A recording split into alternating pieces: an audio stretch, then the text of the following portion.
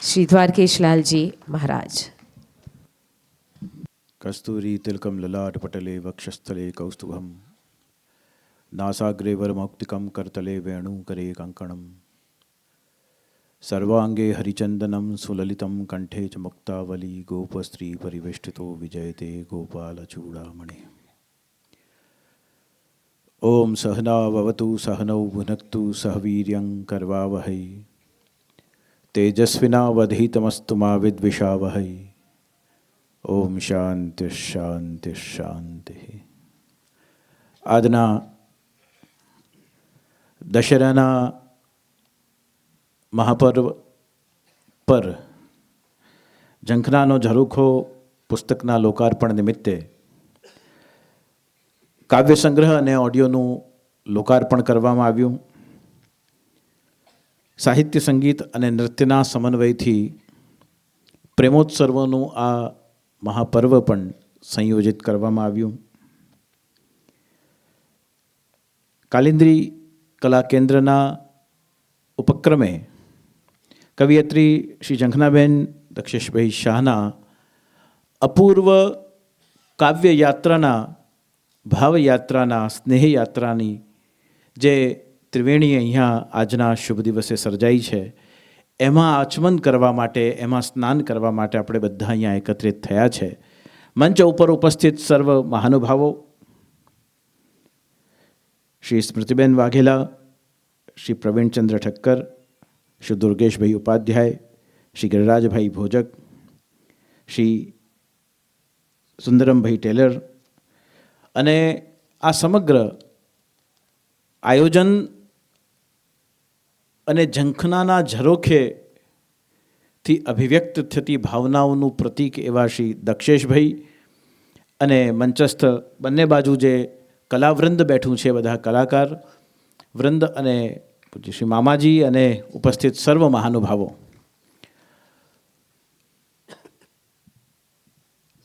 જ્યારે કાવ્યની વાત હોય, અભિવ્યક્તિની વાત હોય, અનુભવની વાત હોય, સ્વરની વાત હોય, સાધનાની વાત હોય, ગીતની વાત હોય, આ બધું જ જે આપણે પાછળ વાંચી રહ્યા છીએ, એ બધા જ નામોનો જ્યારે એક સાથે સમૂહ એકત્રિત થાય છે, ત્યારે વ્યક્તિના અંતરમાં કલાનિધિ કૃષ્ણ બેસી અને એ કાવ્યની ઝંખનાને પ્રસ્તુત કરે છે. અને એ કાવ્યની ઝંખના, કારણ કે ઝંખના શબ્દના પરોક્ષ રીતે આપણે ઘણા બધા, ઈચ્છા એટલે પણ ઝંખના થઈ શકે, ઘણા બધા પર્યાયો છે. ઈચ્છા એટલે પણ ઝંખના થઈ શકે, અપેક્ષા એટલે પણ ઝંખના થઈ શકે. ઈચ્છા એ વ્યક્તિગત છે, અપેક્ષા એકની બીજાથી હોય છે, પણ ઝંખના તો સર્વ માટે કરી શકાય છે. અને મારી આવી ઈચ્છા છે એવું આપણે કહીએ, એ વ્યક્તિગત હોઈ શકે. મારી તમારાથી એવી અપેક્ષા છે, એ દ્વિવચનમાં પણ હોઈ શકે, એકની બીજા માટે હોઈ શકે, પણ ઝંખના એ સર્વ માટે હોઈ શકે. સર્વે ભવંતુ સુખિનઃ સર્વે સંતુ નિરામય સર્વે ભદ્રાણિ પશ્યંતુ મા કશ્ચિત દુઃખ. હવે આ જે શ્રુતિનું વચન છે, વેદનું જે વચન છે, એમાં શું ઝંખના છે? સર્વે ભવંતુ સુખિનઃ. એક આત્મા સર્વાત્મા માટે પ્રયત્ન કરી રહ્યો છે, એક આત્મા સર્વાત્મા માટે પ્રાર્થી રહ્યો છે. સર્વે ભવંતુ સુખિનઃ સર્વે સંતુ નિરામય, આ ઝંખના છે. જ્યારે મનુષ્યની ઈચ્છાઓ એકમાંથી અનેક રૂપ ધારણ કરે છે, એ કેવલ એના એમ્બિશન્સ પૂરા કરવા માટે કે એના ડ્રીમ્સને અચીવ કરવા માટે કે કેવલ એને કોઈક પદ પ્રતિષ્ઠાથી અલંકૃત કરવા માટે નથી.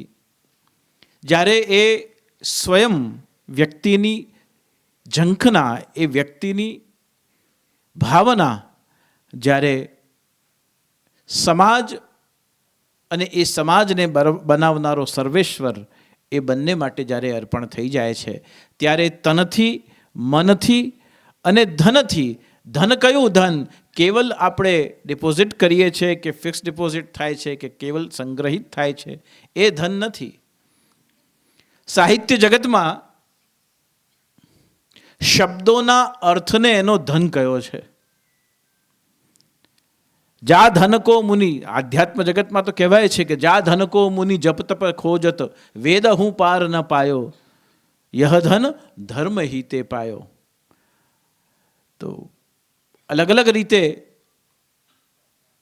પ્રેમોત્સવના પર્વને ઉજવવા માટેની આ જે ઝંખના સ્વયં ઝંખનાબેનના જન્મદિવસ નિમિત્તે જ્યારે આયોજિત થઈ છે, ત્યારે આનાથી વિશેષ પ્રેમોત્સવનું પર્વ શું હોઈ શકે.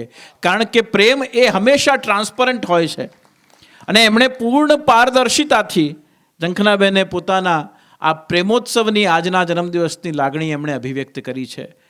પ્રેમનું પર્યાય પ્રીતિ છે, તો પ્રીત ત્યાં પડદો નહીં અને પડદો ત્યાં નહીં પ્રીત, પ્રીત પડદા દોનો રખે વો તો દુશ્મન કી રીત.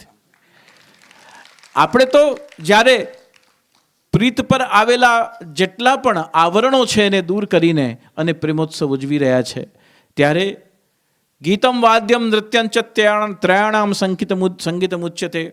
તો ગીતમ વાદ્યમ નૃત્યમ છે, જેવી રીતે સંગીત શબ્દ ગીત વાદ્ય અને નૃત્યના સમન્વયથી બને છે, એમ શબ્દ અર્થ અને ભાવના સમન્વયથી જ કાવ્યનું સર્જન પણ બને છે, એ કાવ્યની સંરચના પણ થાય છે. અને જ્યારે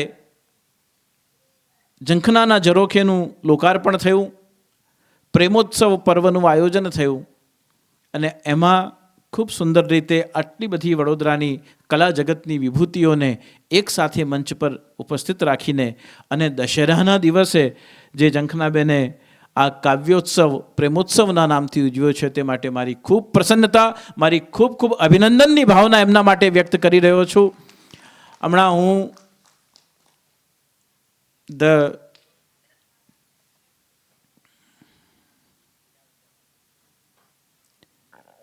મિસકન્સેપ્શન્સ ફોર રાવણા, હમણાં એક પુસ્તક હું વાંચી રહ્યો હતો કે રાવણ માટેના મિસકન્સેપ્શન્સ સાહિત્ય જગતમાં કેવી રીતે છે.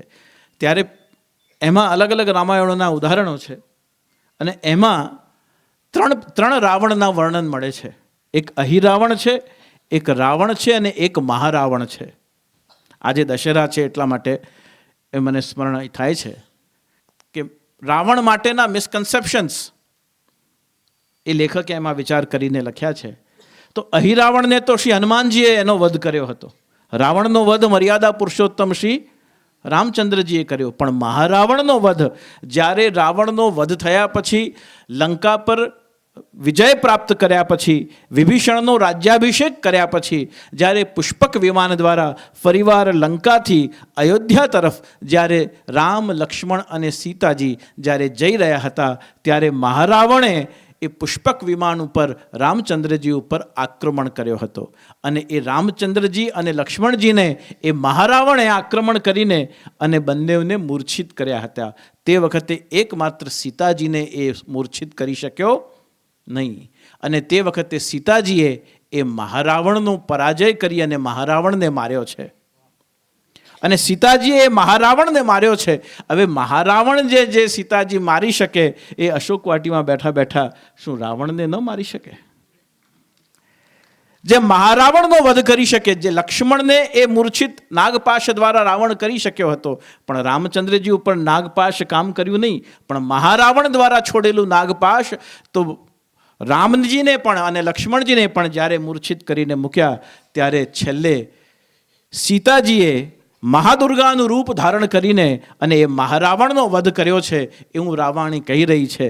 તો આજે આ ઝંખનાબેનના સ્વરૂપમાં એ મહારાવણના જેટલા પણ કાવ્ય જગતના કે ભાવ જગતના જેટલા પણ મિસકન્સેપ્શન્સ હોય, એ બધાને અહીંયા ગૌણ કરીને અને પ્રેમોત્સવ ઉજવવાનો જ્યારે પર્વ થઈ રહ્યો છે, ત્યારે મહાદુર્ગા સ્વરૂપે, એ સીતાજી સ્વરૂપે અહીંયા ઝંખનાબેન જ્યારે આ બધી જ એ શક્તિ સ્વરૂપની આરાધના જ્યારે કરવાનો પર્વ છે. હકીકતમાં દશેરા તો શક્તિની આરાધનાનો પર્વ છે. 9 દિવસ નવરાત્રમાં શક્તિની આરાધના અનુષ્ઠાન કરીને અને એની દશાંશની આહુતિ જ્યારે યજ્ઞમાં અપાય છે, ત્યારે દશેરાનો પર્વ ઉજવાય છે. અને એ દશેરાના પર્વને ઉજવવાની જે અહીંયા આ અલૌકિક શક્તિ આરાધનાના પર્વ સ્વરૂપે પ્રેમોત્સવ તરીકે જ્યારે ઉજવાઈ રહ્યો છે, ત્યારે કૃષ્ણ એવું શું છે તારા નામમાં કે આ તારી વાંસળી પડઘાય છે આખા ગામમાં. હે કૃષ્ણ એવું શું છે તારા નામમાં કે આ તારી વાંસળી પડઘાય છે આખા ગામમાં.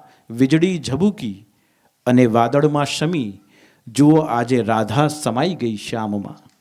આજે રાધા શ્યામમાં સમાવાનું આ મહાપર્વ છે. આ શક્તિની આરાધનાનું મહાપર્વ છે. આ પ્રેમોત્સવનું મહાપર્વ છે. ત્યારે ફરીવાર મંચસ્થ સર્વ મહાનુભાવો વતી, કલાકાર વૃંદ વતી, એના સંયોજકો, લિરિક્સ, કમ્પોઝિશન્સ, ડાન્સ, પરફોર્મન્સ, જેણે એના સમગ્ર સંયોજનાને એક માળામાં કરીને અને આ સુંદર પ્રેમોત્સવનું પર્વ મનાવ્યું છે, તેવા સર્વ કલાકારો, સૌ સાહિત્યકારો વતી અને આપ સૌ આમંત્રિત મહાનુભાવો વતી પ્રેમોત્સવના પર્વને કોટી કોટી શત અભિનંદન અર્પણ કરી ઝંખનાબેન માટે અને દક્ષેશભાઈ માટે મારા વિશેષ ભાવ અને પ્રાર્થનાઓ પ્રભુ ચરણોમાં કરી કે આપ આ જ પ્રકારે સમાજની સાહિત્ય દ્વારા અનેક પ્રકલ્પ સેવાના આપના મનમાં જાગી રહ્યા છે. ત્યારે અનેક પ્રકલ્પો દ્વારા આપ સમાજની આ જ સદસેવાના સત્કર્મમાં સદા પ્રવૃત્ત રહો. પ્રભુ આપને ખૂબ શક્તિ, મતિ અને ભક્તિ પ્રદાન કરે એવી પ્રાર્થના પ્રભુ ચરણોમાં કરી મારી વાણીને વિરામ આપું. શુભમ ભવતુ.